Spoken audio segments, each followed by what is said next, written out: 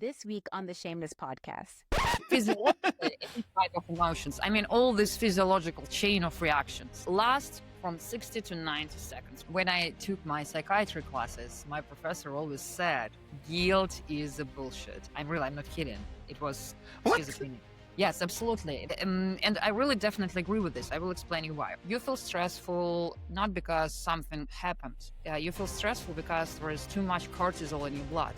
How do you build that resilience? How do you build that ability to move from stage A to stage B? First thing, some cold shower and cold plunge. This is a good train for nervous system. You have absolutely the same brain and the same nervous system for everything. You don't have specific brain for relationship or specific brain for your business. And when you train your nervous system, for example, to go through the stress with the cold water, your nervous system will be stronger. If I'm not mistaken, it was Pennsylvania University. They found that leaders are able to change the biochemistry of the employers through the words that he or she is using in the job and through the emotional condition that you put forward. The quote of the episode is, a person's mind is so powerful, we can invent, create, experience, and destroy things with our thoughts alone. Shameless family, welcome today. It's another Friday, and guess what? We are back at it again. It is the Shameless Podcast, and I'm the host, Dzikamai Gangaidzo.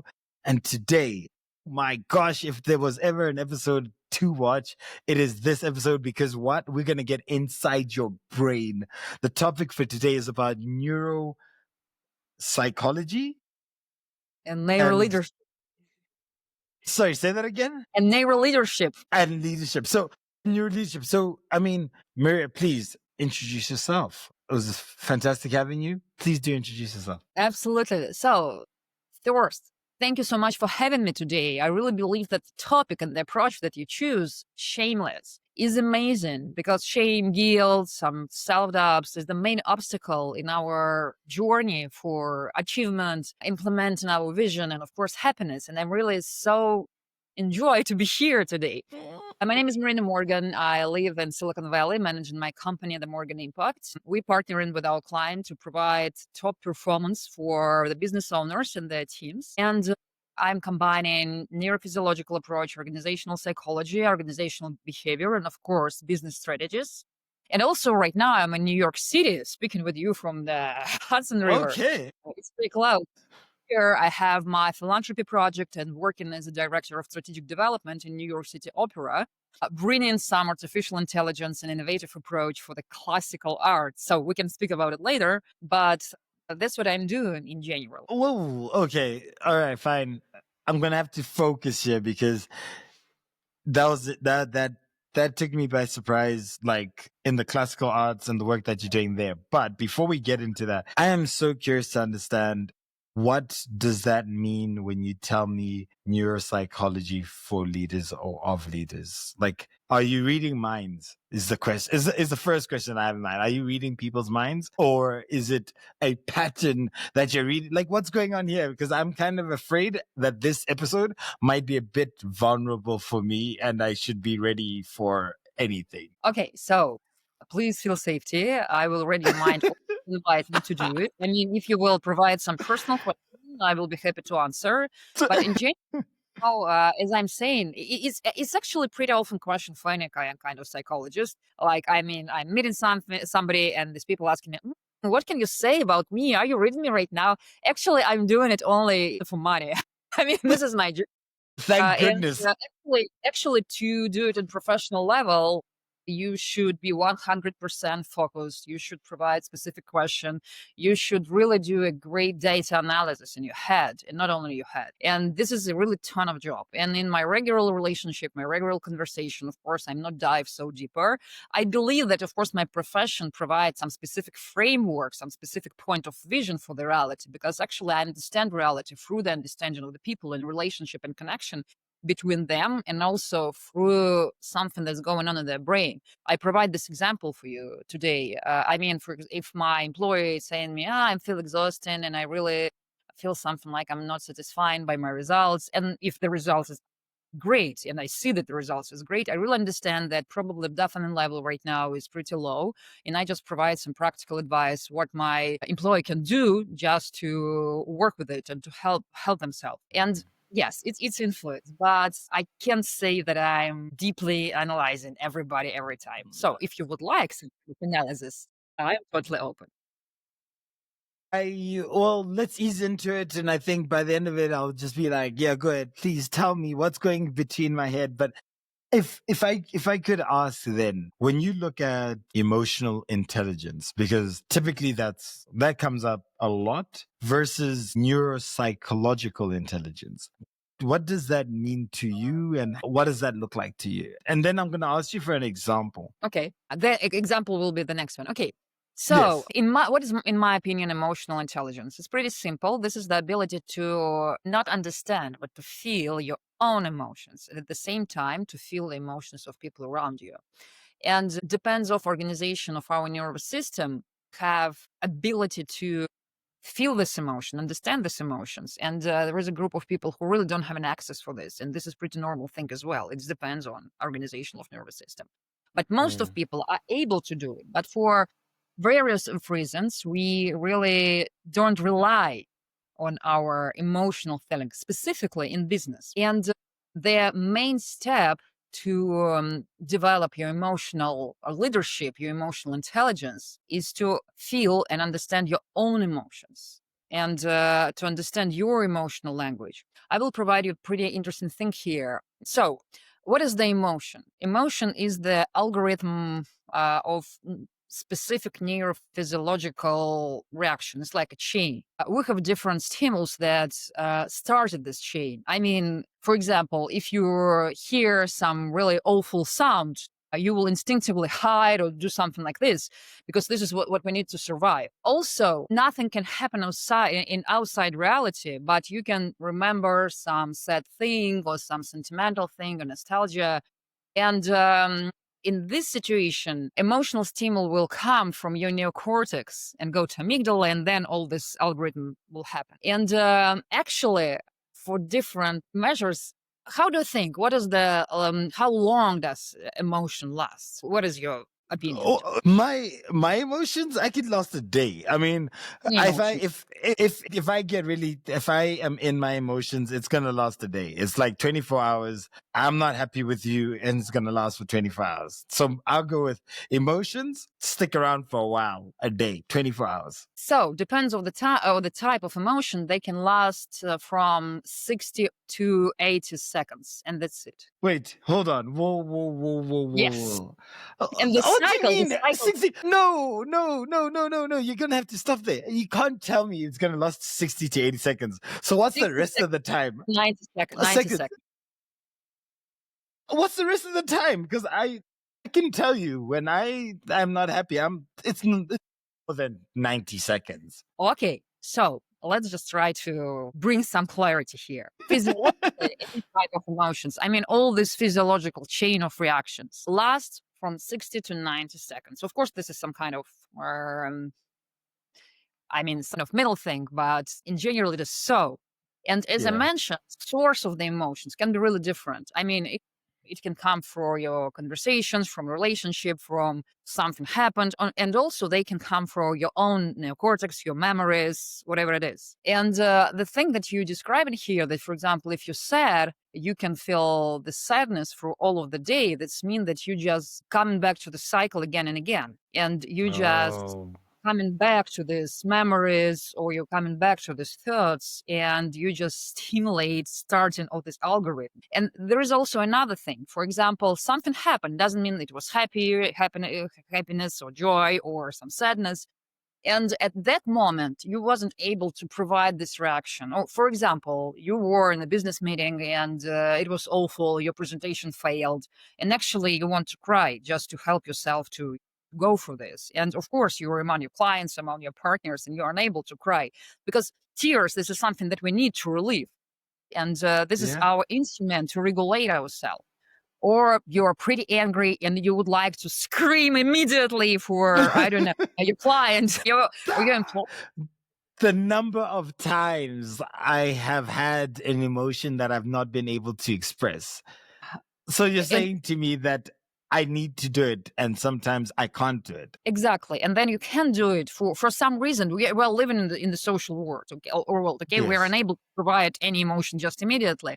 But you can really help yourself because, the block of this emotion, this is a really huge job for our brain because our neocortex making analysis, what's going on around you, and then working like some control pact inside of our brain. Okay, these emotions you are able to provide and present right now, and this is not. And to keep this, again, this is physiological reaction. My example was something awful sound you heard in the street and you just hide and jump and something like that. And this is pretty natural reaction. Or somebody, broke your boundaries and you really would like to say, hey, what are you doing? No, you shouldn't come so close to me. Right? For example, but you're trying to be polite, you try and be pretty normal. And, some aggression and angriness, this is normal reaction in this situation, but you're just trying to be polite at this moment.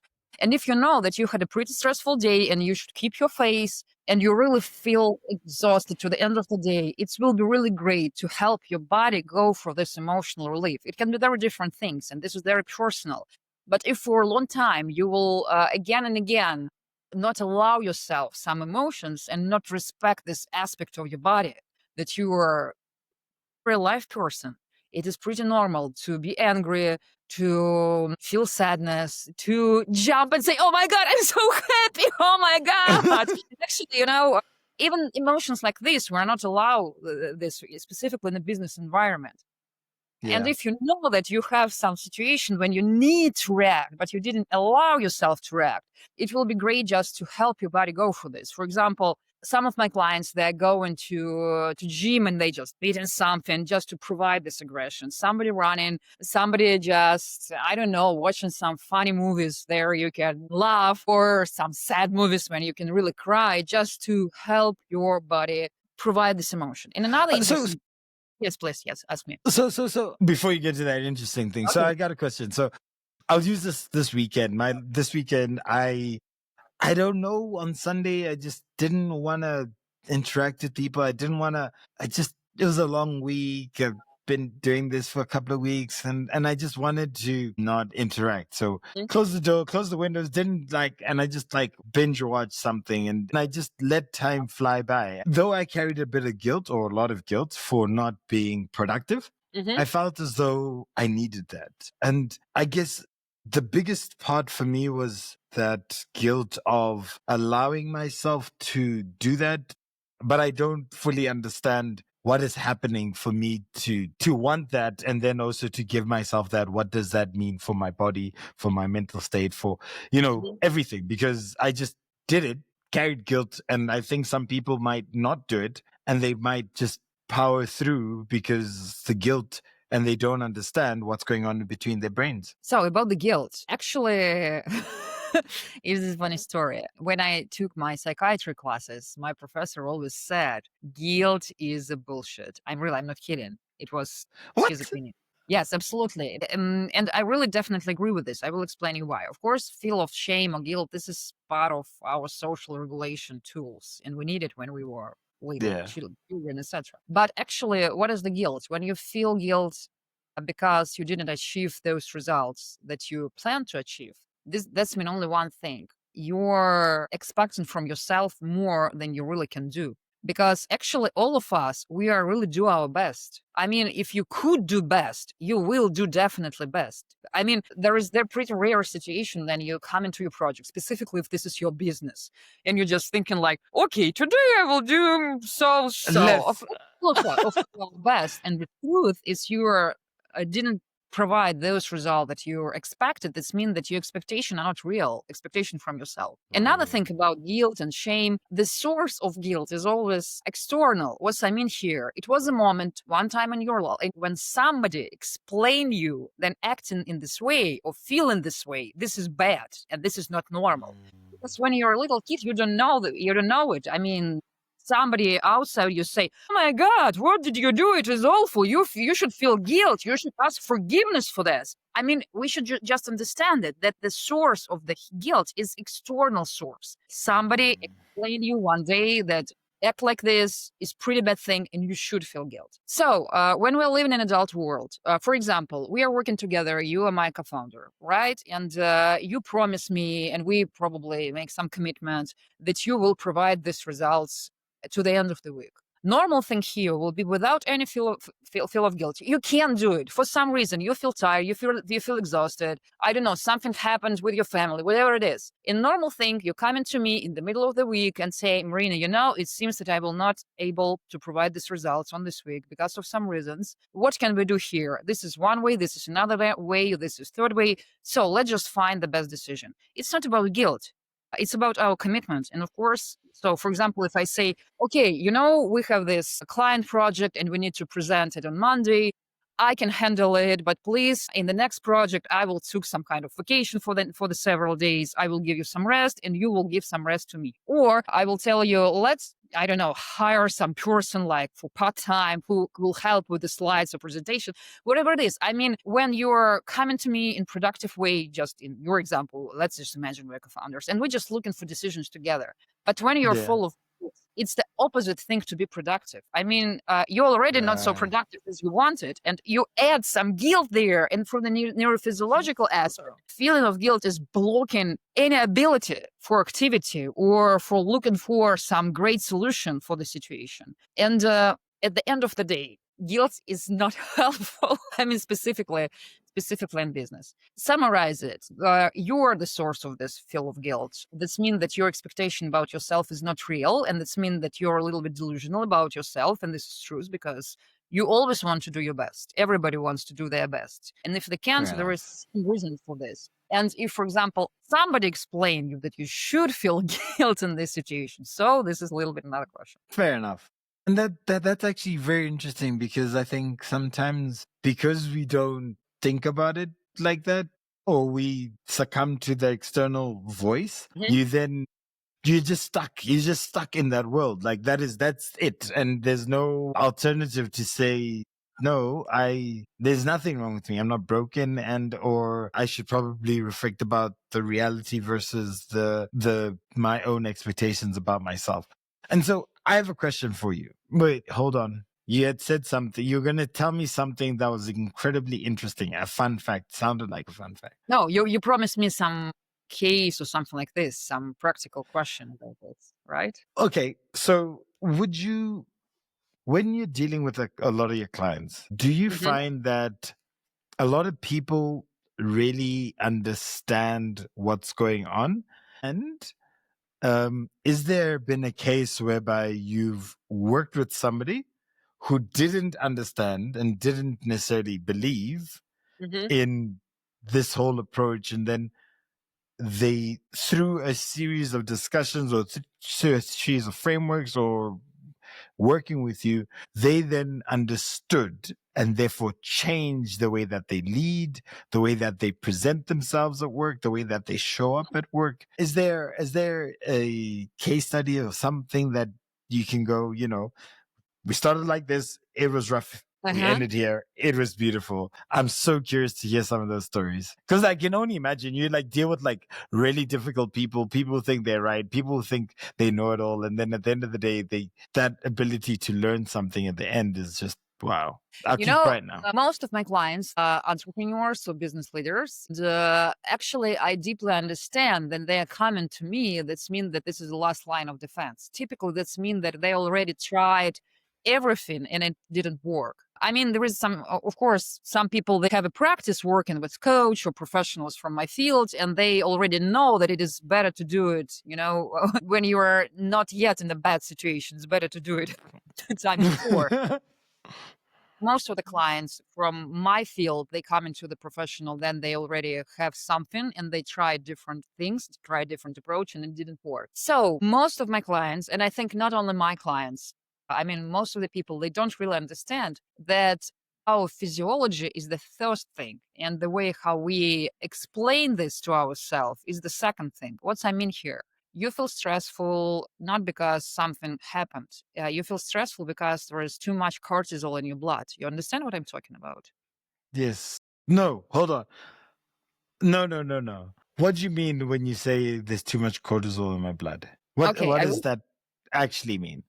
It is just an example. So most of us thinking that we feel bad because some of external reason. I mean, you have awful client, or your coworkers not working so hard that like you want, or some political situation change, or whatever it is. But actually, our ability to, your ability to reduce stress and go for some stress circumstances, it's really depends of the amount of the stress that's pretty normal to you. And to make this level higher and higher, this is something in your head. This is something in your hand and in your head, because nervous system is something that you really can train. And all of us really need to understand that. I will give you a very simple example here. If you don't have enough vitamin D or vitamin B or zinc or whatever it is in your blood, your body will provide some not very comfortable emotions, some excitement, like alarm, something often happens. We don't have enough nutrition to feel good. And of course, you're not thinking about it. You think that you feel this anxiety because, I don't know, something happened with your clients or with your business or whatever it is. And we are not prioritize our physiological condition because we really don't think that this is matters. And we don't really understand how strongly it influences for our decision making, for our business strategies. Because when your body is not okay, I mean, we are physiological creatures. This is the biggest part of us. And with all my clients, first step with that, we are starting our work with some kind of physiological assessment. And for example, if my client didn't go for the checkup for a long time and he unable to answer me for the question, what is your quality of sleep? What is your sleep routine? What's about your nutrition? I have a list of medical tests that you need to monitor if you are a business owner, because they influence for the decision making and they influence for the condition of your brain. If you don't have enough good healthy fats in your diet or whatever it is you need, I will not start to work with them. Typically, they're going to assessment, they monitoring their sleep routine. I suggest for them buy some devices like Oura Ring or something like this. Yeah. And only when I can see the lab test and I see that everything is okay, pretty normal, we can start to work.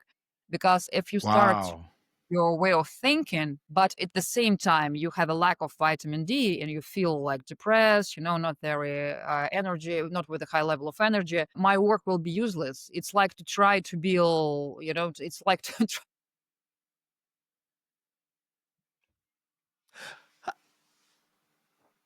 So, wow, so you would go before you start actually engaging with somebody through all of those different processes just to really understand, I guess, from what I understand, the context of that person. Absolutely. And where they are. Context and also physiological thing.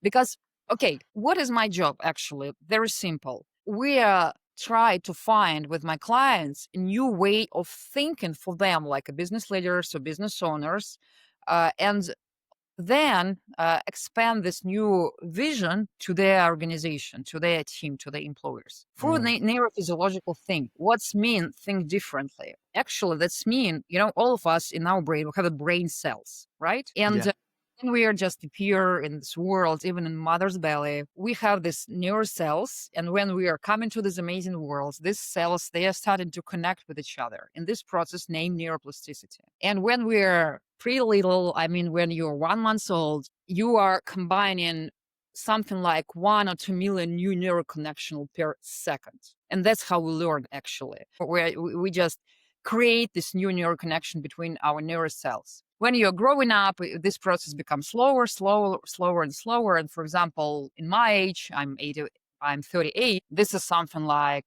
60 or 70,000 of new neural connection per second. It is still continue, but typically our brain finally developed in age 24 per 27. And since then, it becoming much more difficult to create this new neural connection and to change this approach. So if somebody who are a little bit elder than 25, 27 years old, I deeply understand that what we will do right now together, we will try to create new neural connection and really change the approach of thinking and managing. And to do it, you need everything that you will use in this process physiologically. I mean, for Wow. our brain, for our body, for our nervous system, educational, learning, strategic thinking, creativity, this is some privilege. And Yeah. if you're under the stress, you're unable to eat some good food, you're unable to have a time for physical activity, our body turning on something that I name survival mode. And your body will focus your brain to find the way out from this awful survival moods. And in this condition, you're unable to create great, healthy, productive strategy because it's very simple. Healthy brain create healthy solution, healthy products, healthy relationship, and so on. When you're not feel healthy, you will try not to create, you will try to escape from these circumstances, looking for some better condition for your body. And this is the trick here. So, and the first thing that we are doing with my clients, we are just make the switch off from survival mode to productive mode. And only at this Yeah. moment, you will be able to create new neural connection. When you feel pretty calm, you make your body think that everything is good, you have enough water, physical activity, sleep, nutrition, whatever you need.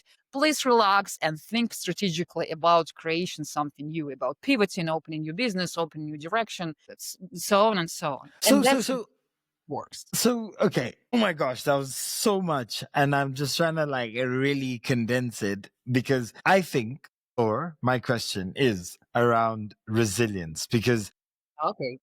fine, you've got all these different things happening. You've got to move from a space of where you're escaping or survival to a place of productivity.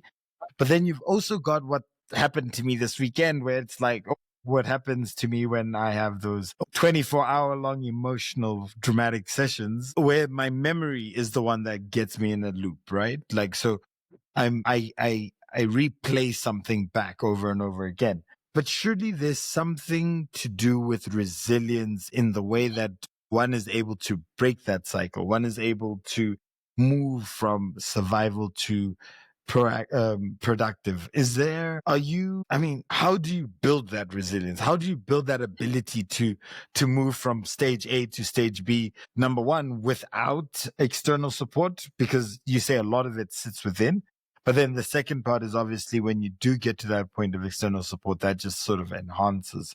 But if you lose the battle within, you're probably going to lose the battle to start with. Okay, so it will be better to explain it on your example. You Okay. told that you felt sadness for all the day, right? And what will be Okay. my recommendation for you if you will be my client? I will recommend you in this situation just go out the place where you were, go for a walk with a bottle of water or something like this. Because again, physiologically, if you feel bad in some circumstances, for example, you're sitting on your couch and thinking about and experiencing this guilt or something like that, your body really understand, okay, we're here and it's look like it's pretty bad here. Your body don't understand that the source of this feel, they're only in your head. This is Yes. our brain. It doesn't matter. Is this real or this is only the movie that he just playing in brain. It doesn't matter. Their reaction will be the reaction. You need to support your body and act this situation like you are escaping from these circumstances. I mean, you can go for a walk with a bottle of water, just drink a lot of warm water, like 1 liter or something like this. Go for a walk for an hour. And just drink water, and water will help you to reduce this product of the stress out of your body. You will come back, go to the restroom, and you will feel better. Also, each person have each tools that can be pretty helpful. For me, it is also can be like cold shower or cold plunge if you have it at your house, because it's pretty stressful for your body and you're really refocusing for this. Oh my God, what's happening here? And also when you feel stress and you feel sadness, if you have I don't know, relatives, parents, or somebody who you love, it is really great to have hugs because they're really balancing this stress thing or something like this. Just go to somebody who you love and for whom you feel trust and ask, please give me a hug and just a little bit, a little bit warm for me. And you really, really feel better for the neurophysiological things. Oh, and typically with our clients, we just experiment and you're just trying different things and you provide me what works or what didn't work. Even in psychiatric approach. For example, people with the depression. I'm not the psychiatrist. I mean, I have the collaborator psychiatrist because with some of my clients, I really need to involve some professional of this level just to find some way to support. But even Yeah. with the people with the same diagnosis, for example, it will be the depression. For some of them, you really need some medication. For some of them, you really need to restore the zinc level in their blood, and it will be enough. For some of them, it will be like change of the diet and some light medical support. Again, with the same diagnosis, it will be very, very difficult approach. And if somebody will say, oh, I know that will work for you, and just and only this thing. Actually, it's not working in this way. Our neurophysiology and our nervous system is pretty complicated thing. And those approach who work with one person is not work for another person. I'm typically suggesting the various of different tools that more or less working with anybody. But at the end of the day, you should be responsible to have this list for emergency for your own. And for me, this is two things. I'm typically going for a walk for a long distance, like 15,000 steps or something like this. And at the end of this, the only one thing that you want is go to bed and sleep. And that's it. Another things that work really good for me is I love banya and sauna, and this contrast of the very cold water and then warm water is really relief my nervous system. Some of my clients, But isn't that a shock to the system? I'm like, because I'm like listening to that, I'm like, when I do get into a cold shower, I'm like, this is what happens there? Like, why does that reset? Like, I don't get it. Why is that a good thing to do? Oh God, there is a whole direction, about it. Those things, some cold shower and cold plunge. This is a good train for nervous system. You have absolutely the same brain and the same nervous system for everything. I mean, you don't have specific brain for relationship or specific brain for your business. And I mean, when you train your nervous system, for example, to go through the stress with the cold water, your nervous system will be stronger from day to day. And one day you will find that those situations who at the past really make you feel awful, that you don't really worry anymore about them, just because you're resilience growing up. And you can train your nervous system in a very simple thing.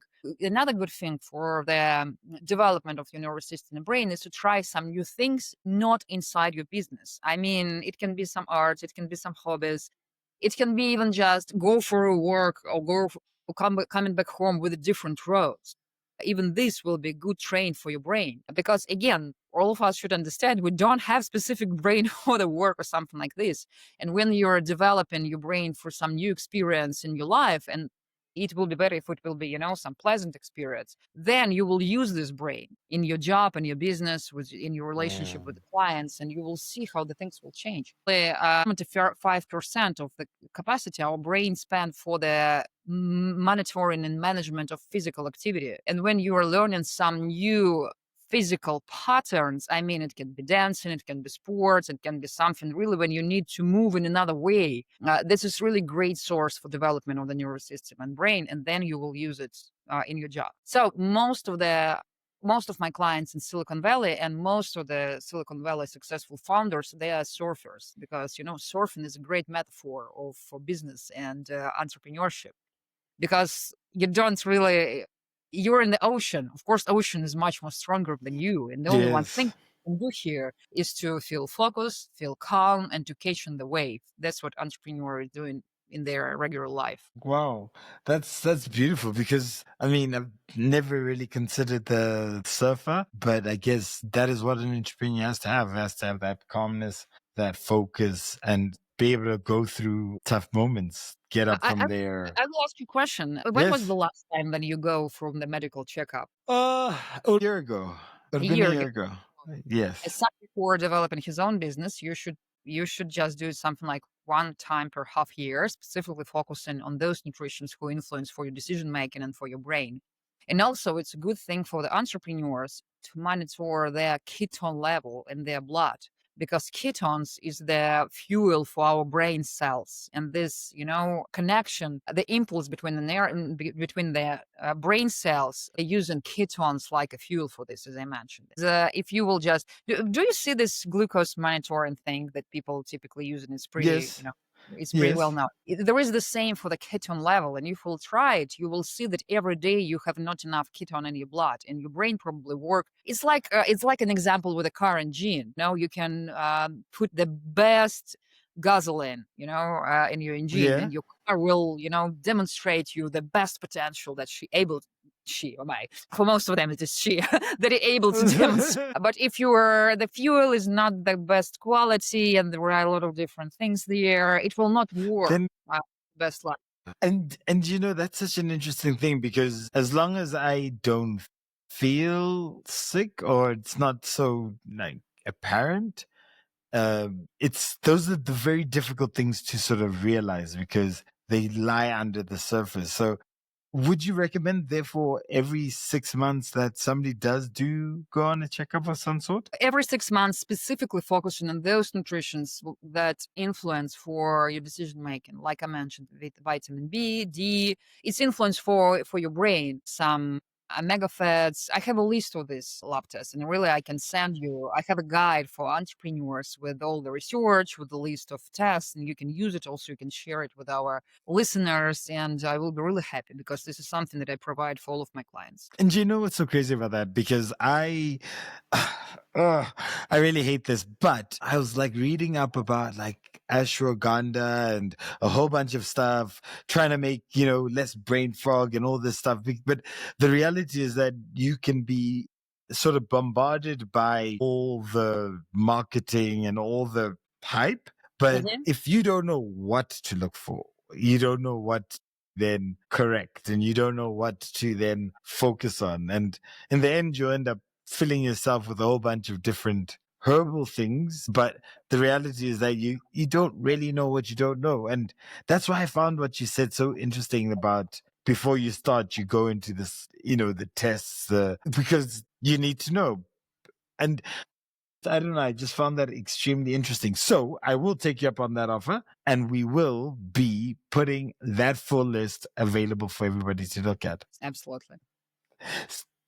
Of course, it will be better, disclaimer, please consult with your therapist, blah, blah, blah.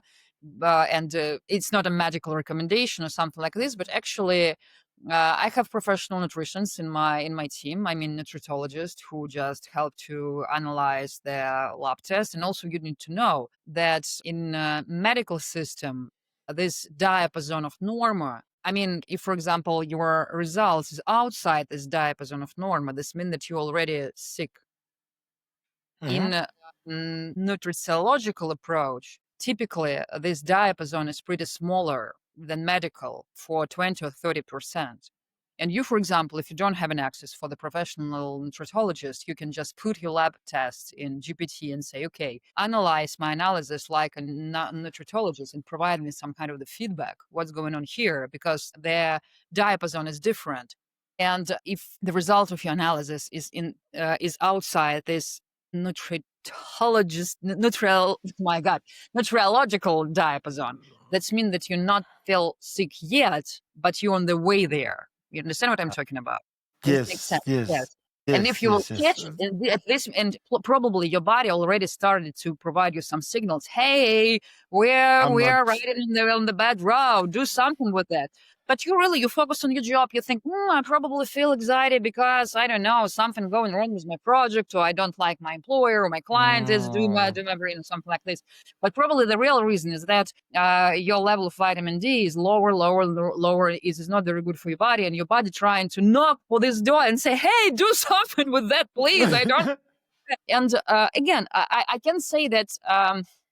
This physiological improvement will guarantee you some great decision making or something like this. It's absolutely another thing. But when you will not have this normal physiological functioning, it will influence for your decision. The thing that we need to do in our job is to exclude this reason. And you, like a business owner or like a business leader, you should be definitely clear that nothing like this influence for your vision, for your approach, and for your decision making, that your brain is pretty clear and you're able to analyze it more or less objectively. You see what I'm talking about? Yes, 100%. And I guess that's the beauty about this conversation, is that you also have to be aware that that is what you have to be looking out for, because if you don't, then it's easy not to consider it as part of one of the many things that you need to look at.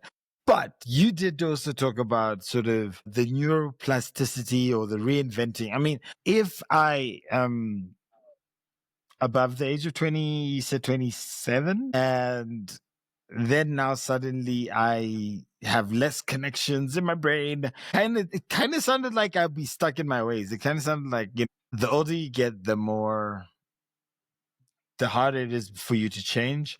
And then my question now becomes about, how do we address certain elements about our previous experiences for us to then be in a much better space as leaders? And I'll use this as an example. So I went to boarding school. Within the boarding school setup, it was very hierarchical in nature. So, you had to have certain level of respect to certain people. You wouldn't necessarily express yourself quite freely because that's how they maintained the level of order. But that then also took in to a large portion of my personality. And now as you're sort of getting older and you need to do a lot more things, you need to be able to stand up, challenge, and be a bit more expressive about your viewpoints. And then now I have to move from what I know, what I'm comfortable, what I am. Can I change that? Can I learn something different to be a better leader, better contributor, better challenger? What does that look like about reinventing yourself? So, I would like to just add one more important information. Before your brain totally complete the development, everything that come into our brain, we just accept it.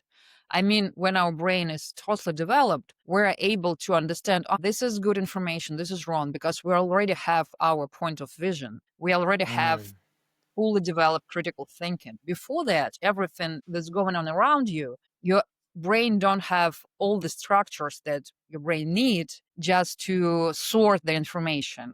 And our core beliefs, this is nothing more than just the way how our neuroplasticity developed then we were a teenager, children, and that's it. This is not how reality really looked like. This is only how our neurons connected when we were little. And we need to understand it, that this is only our vision for the reality. In spiritual thing, people typically name it like ego or something like that. You understand what I'm talking about? Yes, As yes. for your question, if you would like to be the best leader, the answer is only one: be the best person for yourself. Because amazing research was published in this January, and the scientists from, if I'm not mistaken, it was the Pennsylvania University. They found that leaders are able to change the biochemistry of the employers through the words that he or she is using in the job, and through the emotional condition that you put Wow. in words. I mean, it's difficult for any of leaders even imagine how much they are influenced for the team and for the Yeah. condition of the team. And in my university, my science work was dedicated for the management of organizational culture. It was more than 15 years ago. It was a long time before all this Google and Netflix and this organizational culture management approach becomes so popular like right now. But since then, I really learned that organizational culture and everything that's happening, the people in the organization, the source of this is the leader, the main leader, the business owner, and probably co-founders. It depends on the organizational structure. And you can't even imagine how strongly this influence is. I had an amazing example with my client. So it was a business owner. He was in Y Combinator 2023, if I'm not mistaken. And he really had an amazing business. They had something like 100 million investments or something like this. So pretty successful guy. And he had an amazing board member team. Like he had all the stuff, something like 1,500 employer, if I'm not mistaken, person in his organization. In this year, then he came to me, he experienced depression and he really stayed away from the business for a long time, for whole of this year, because he had some problems with the family. He just going through the depression. He took some medical protocol and so on. And probably his team saw him 5 or 6 times per all this year.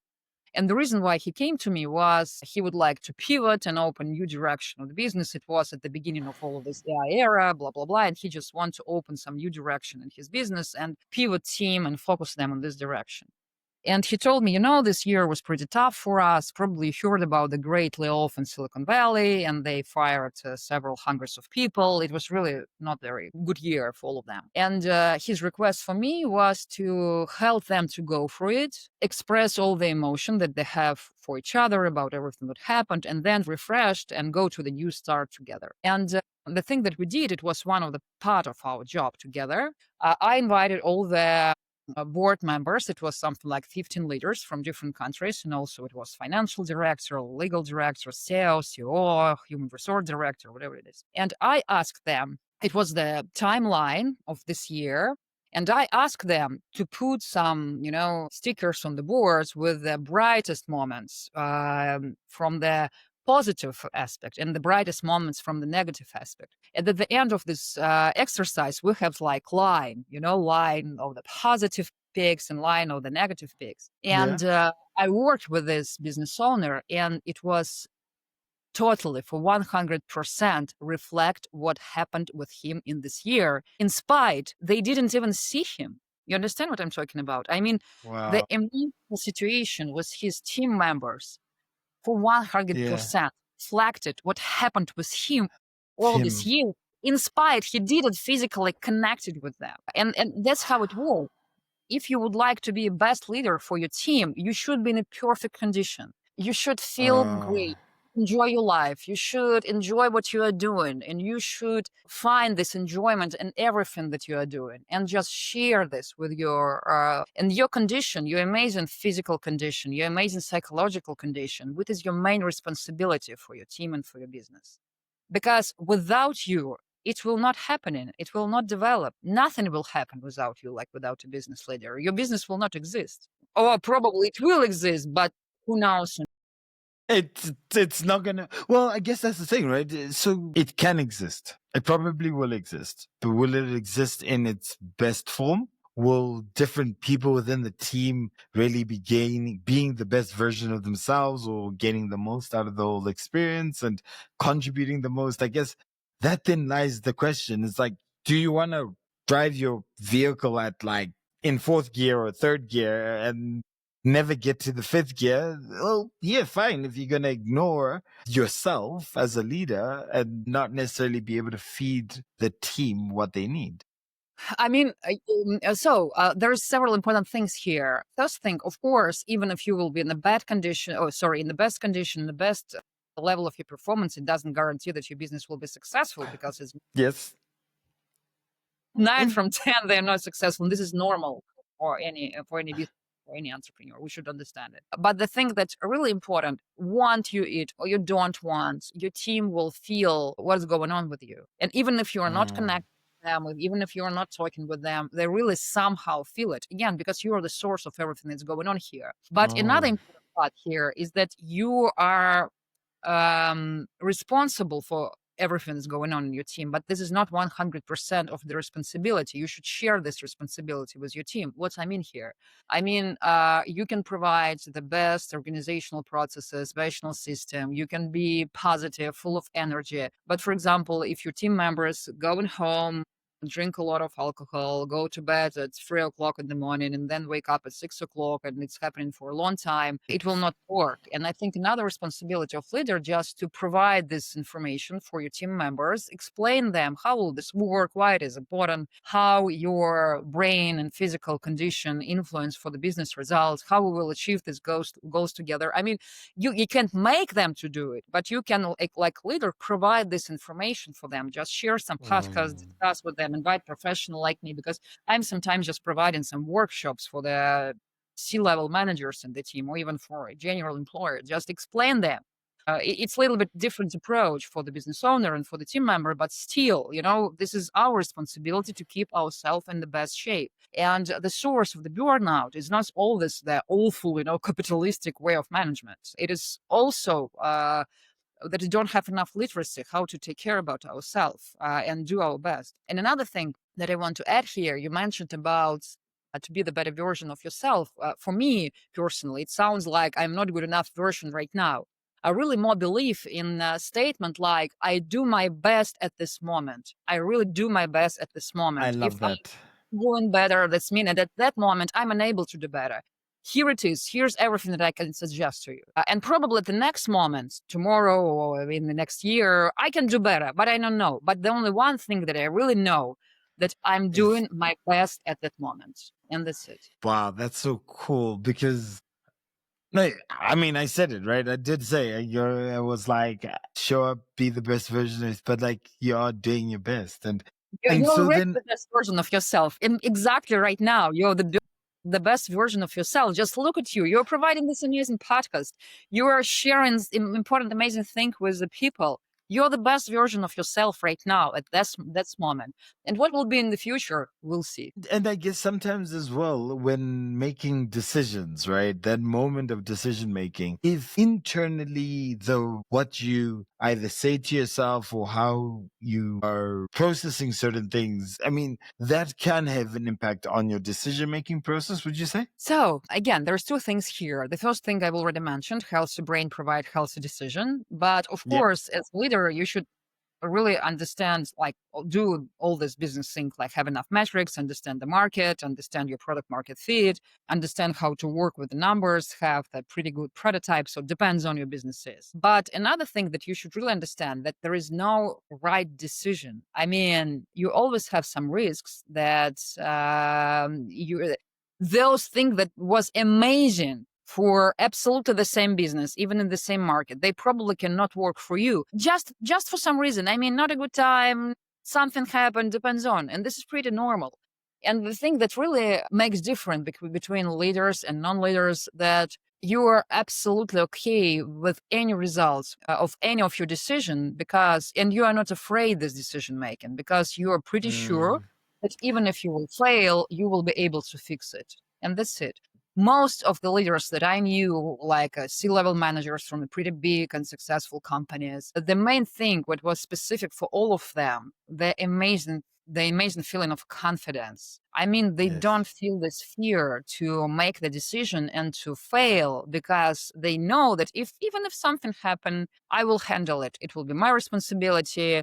I'm ready to accept anything that will go on in the future. And actually, if you will see for the market, you'll find that the most successful people, they made their mistakes, they lost money, their business failed, and this is normal part of the entrepreneurship. And actually, it's a pretty big percent of different decisions and companies that failed and then recovered, and they again failed. And if you would like some guarantees and some stability, it is better not to open your own business. That's what And that is so beautiful. So I am going to ask you 2 questions, maybe even 3. Quick fire. I would love to hear the first thing that comes to your mind. Absolutely. All right. Are you ready? Yes. As a leader or for leaders or entrepreneurs, what is that one brain hack? What is that thing that they need to keep at the top of their mind relating to how their brain works that will give them that edge? That one thing. Schedule in your everyday, how can I say it? In your everyday timeline, schedule 10 or 15 minutes where you will switch off everything and will experience some enjoyment and pleasure. And it will be very personal. And it can be a very simple thing. Like, for example, right now I'm speaking this with you, and there is a sun in my window, and I just feel this enjoyment of this warmth at my skin.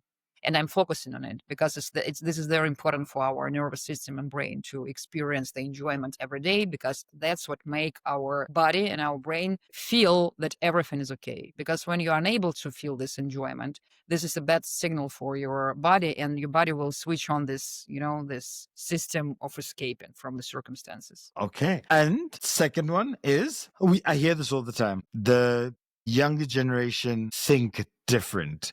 The younger generation, Gen Z, is all about it. They're very different to sort of older times. And there's this generational gap that you sometimes have when working in companies or working with different generation gaps or people within different generational spaces. What is that one tip that you'd give working across generations? So it is an amazing question. First thing, if you're developing products for the different generations, it will be better to have these different generations in your team just to understand what's important for these people. Or if it's not very good thing specifically for your business, you should make some kind of research. I mean, like focus group or something like this, just to understand how these people thinking. Another thing, most of my employers, they're around 20 or 22 years old, and they are absolutely amazing. They're hard workers. They're results oriented, because this is not about the generation. This is about the people. I think I have something like couple hundreds of different employers for my career. I mean, they're different age, different culture, different things. It's about the person. It's not about the age of this person. Of course, we have some cultural gap. It is true, and you should just accept that if you're 40 years old, I'm 40 years old. Even if there are a lot of young people around you, you will still not understand how they are accept the reality, how they're looking for the reality. The product. So have somebody in your team who can really be your guide in this world. But again, you should understand that at the end of the day, this is about person. It's not about generation. And also just make professional research, like focus group or something like this. Again, this is not a guarantee, but it will help you to understand what's the needs of these people and what you can create for them, what are their values, and so on. So last one, because I told you I had three. The last one is, if you're gonna look into the future, or if you're gonna change any one thing about people's misconception about how their brain works, or what limitations or anything, what would that one thing that you would change? What is that one thing that you wish more people could understand about themselves? I would like that all the people in the world understand that their happiness is in their own hand, and they have an access to all the tools and knowledge that they need to feel enjoyment, satisfaction, and happiness. That is so beautiful, and that then is gonna just roll straight into the quote of the episode. And the quote of the episode is, a person's mind is so powerful, we can invent, create, experience, and destroy things with our thoughts alone. The reason why I felt this was amazing, and it sort of ties in with sort of everything that we talked about, whether it is happiness and health, and creating that emotion, that space for you to be able to appreciate even the small things in life, like the sun shining through the window. Yeah, I like think as you bask away in the sun, I think the reason why this quote sort of resonates to me is that we have a lot of control within ourselves.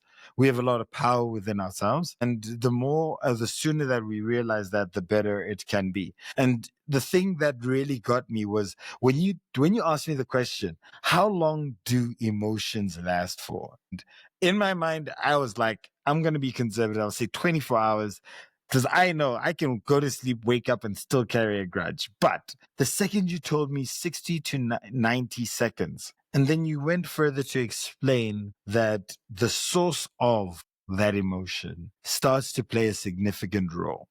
And if that source of that emotion is fueled within, it shows the power that we each create, or we each have within ourselves. And within that 60 seconds, within the cycles that I then created to then ensure that not ensure for the results to be a 24-hour cycle of me feeling a certain level of emotion, that reality, that understanding, realization showed me the power within myself, not only to create, to invent, to experience, or to destroy. It sits within, and if I don't understand that, if I don't seek to understand what that means, how that is built, how that grows, then, I mean, there's no chance that I am going to be able to contribute, to be better, to be able to stop certain things from happening. And though maybe guilt is bullshit, and it is, at moments, it is an external factor that sort of brings you to that moment where you feel a level of guilt, where you feel like you are not good enough, or you're not supposed to be in place A or B. And the reality of what you say is that you are doing your best. Nobody wakes up and says, I guess what I'm going to do today? I'm going to mess this up. And I think for me, it's to understand that there's external influences that can impact you, but the reality is that the power sits within you to be able to do something about that. And at the end of the day, we fail to see that if we don't understand the power that's within ourselves. Now, I also was incredibly impressed or surprised by the idea that in order for you to take a client on, you first have to go through all those different elements. And then only at that moment are you able to work with them, because a context towards what you're working with is as important. And I think what I heard from that is we should also take the moment, the time to understand what context we are in, whether that is a 6-monthly checkup to understand the chemistry of what's going on within ourselves, or being able to take 15 minutes in the day and stop and think, reflect. I feel those are some certain things that that lie within us, and that then gives us the ability to try to be more and try to do more. I mean, you touched about the survival versus productive. Those Creation. you know, those are the two spaces that are, I guess that's what we're trying to achieve, right? At the end of the day, we don't want to be constantly in the survival mode. We want to be able to be productive and not necessarily feel we want to set ourselves up for success. I think for me, within this conversation, if I was going to say that I have picked up one thing, it is that confidence, that perspective, that understanding that I am not only worthy, but I am able to be more, to overcome more. And as long as I practice and I build that muscle of thinking right, having the right aspects around me to be the best version, I am the best version I can be. But I know that if I am conscious about it, I am working into the right direction and I'm making the right decision for myself firstly, before I can make the right decision for my team. And whether that is the decision across generations, because none of that even matters, it's about the person. And each individual carries within them an ability that can transcend generations. And if we are unable to look after ourselves, we'll never be able to get the most out of different people. So for me, that's the quote. That's why it sort of ties in with what we talked about. And, you know, leadership is not just a mindset. Leadership is about the mind, the body, the soul. If we're able to take care of ourselves, we can then take care of others. And I think we don't want to be running on autopilot. We want to be consciously making deliberate decisions that strengthen our ability to be transformative, to be impactful. And sometimes that means we have to have a bit of a balance. Marina, it's been an absolute pleasure having you today. And I don't know whether you've got one or two comments that you want to add. So thank you so much for this amazing and interesting question. Thank you for providing this insights. It was amazing, summary. The last thought that I want to tell for everybody, just find time and space in your everyday life, just to enjoy it, feel happiness, and do what really matters personally to you. And this is the main thing, because if in day by day, you will just follow this, these tips like, here's my happiness moment, here's a moment of my happiness here and here, it is impossible to come in some bad results. Maria, absolute pleasure having you on board. And for any of the listeners that really enjoyed the conversation, wants to tap more a little bit into the work that Marina does, the link in the bio provides you all the different handles or any way that you can get in touch with Marina. And also, if some of these elements did resonate with you, there's also a T4L course that does talk about the science of you. Maybe check that out. And if you know somebody who might also be interested in this, don't only like, subscribe, and be selfish about it. Share. Make sure you share this episode, because the more people who share it, the more people who can get sort of that enlightenment, that understanding. And we're here to make an impact. I guess that's a shared goal between the two people that are sitting opposite each other. Marina, it's been an absolute pleasure having you today. Thank you so much for being shameless, and have a wonderful day. This podcast is brought to you by Transformation Leader. You can follow us at www.t4leader.com.